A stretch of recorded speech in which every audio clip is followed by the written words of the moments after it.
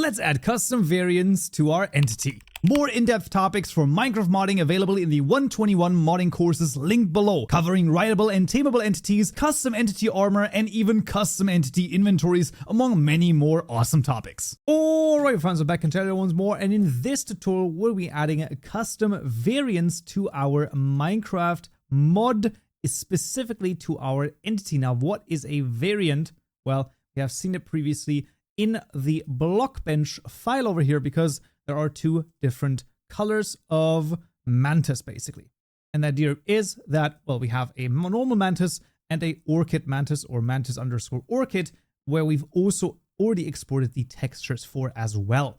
So you basically need both of the textures. Those will also be available to you down below. If you've already gone through the entity tutorial, you can also simply get them via the blockbench file, which you should also already have. In that case, what we want to do then is we want to go to entity custom, and we want to, well, add a freaking variant over here. So in the entity custom package, we're simply going to add a new Java class called the MantisVariant. Now this one will be quite interesting.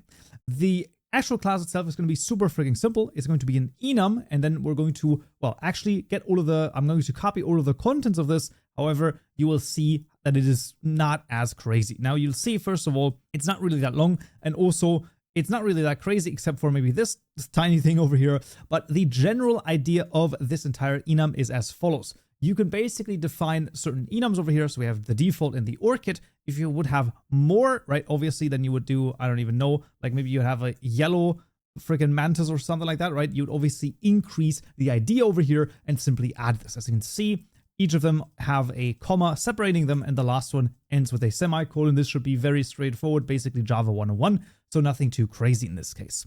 When it comes to the variant itself, it basically just deals with being able to save what you have, like what your entity has as a variant, and then the rest over here just sort of facilitates that. That's pretty much all that the enum really does. It's nothing too crazy, and what you can also do is press shift twice, look at the horse variant. It might actually be a horse entity variant. I'm not even quite sure.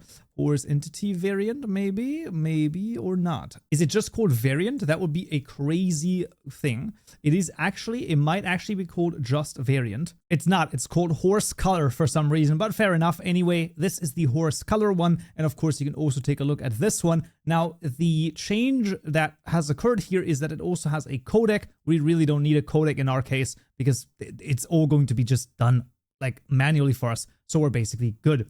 Having added the enum over here, we then want to add a couple of things to our mantis entity. The first one, and I will basically copy over sort of bit by bit over here, but I will explain each one of the things that I add. The first one here is going to be tracked data. Now you can see this is a data underscore ID underscore type underscore variant.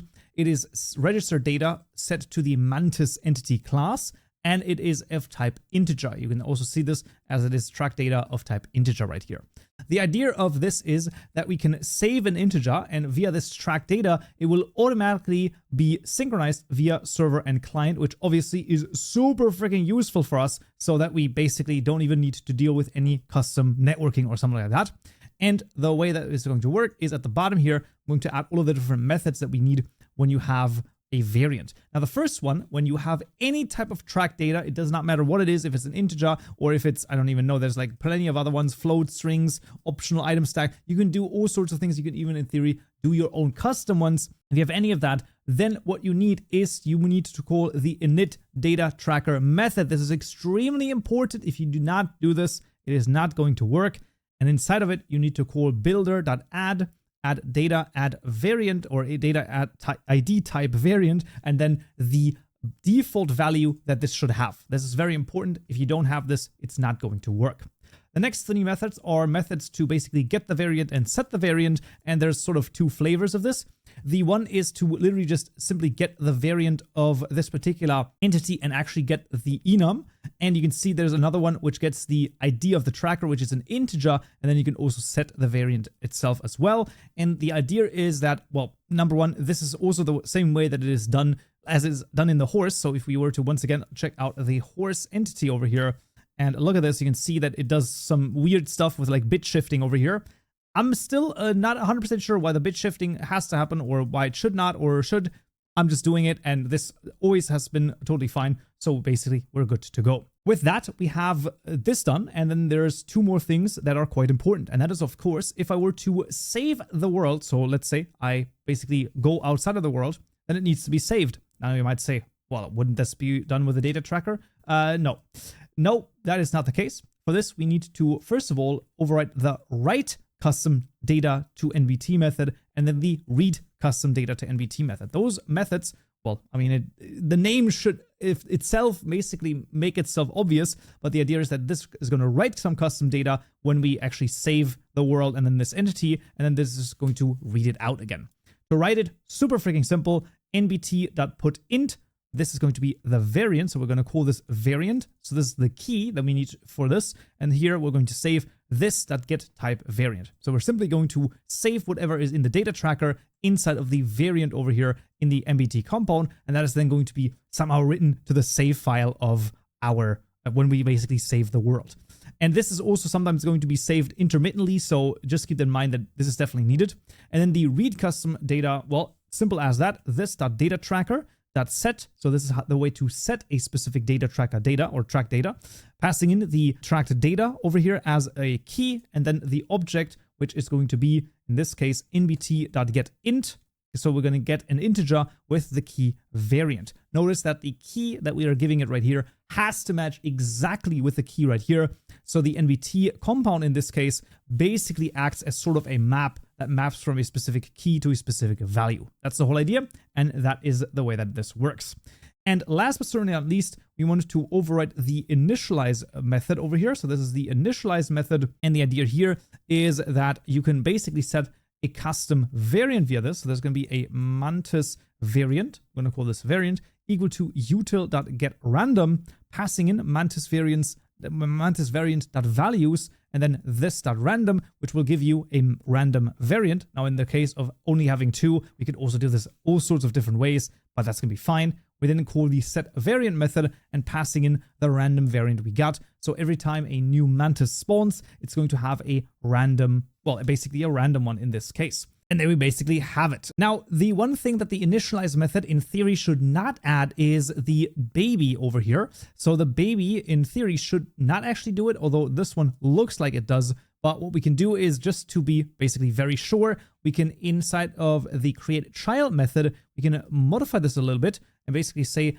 that we have a mantis entity that it's basically spawning over here. So there's going to be our baby, which is going to be equal to creating a new mantis right here. And then we can say basically the same thing, right? We can get the same sort of craziness over here and then just add it right here. So we have a baby, and we can then set the variant of the baby to this variant. And then obviously we need to return the baby right here as well. Now this sometimes does not work. We can see it says, oh, invocation over here might be a null exception. Usually this should not be the case because, well, you have your mantis properly registered. So this should never basically be null. So that should be good.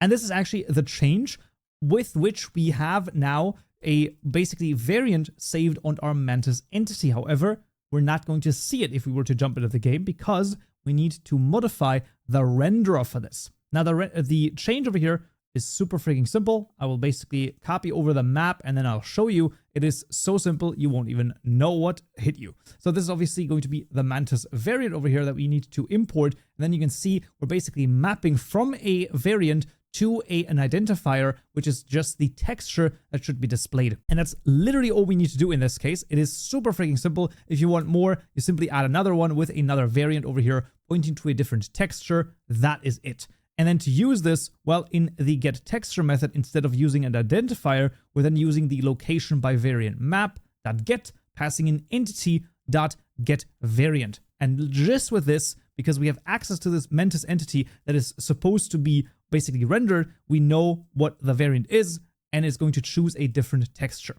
Now we of course need to also get this texture. So this is assets, tutorial mode, textures. We have entity mantis, the mantis one we have, and now we also need to add mantis_orchid, and now our variant is going to work without any issues. Crazy enough, but that's basically everything we're going to need. So let's jump into the game and see if it works. All right, fans, we're back in Minecraft, and if I spawn some mantises, you can see there we freaking go. And if I were to breed a couple of them together, let's just like go crazy over here. I don't even know which one's bred together. You can see there's a normal one, and there is even one with an orchid. Now, it has nothing to do with what the parents have because we have not like define the variant of the child based on whatever the parents they have. However, in theory, right, if we were to go over here, you could of course do this, because in the create child method, this, right, this would be one parent, right? So this dot, get variant, you have the variant of one parent, and then the other parent would be the entity right here. So literally, you could also make a crazy, like, way, like genetic way of determining what the variant might be. Of course, that's like going way too far for this tutorial, but in theory, it could be possible. But that's going to be it for this tutorial right here. Next time in this video, we'll also spawn the entity inside of the world. Hope to see you there. So, yeah.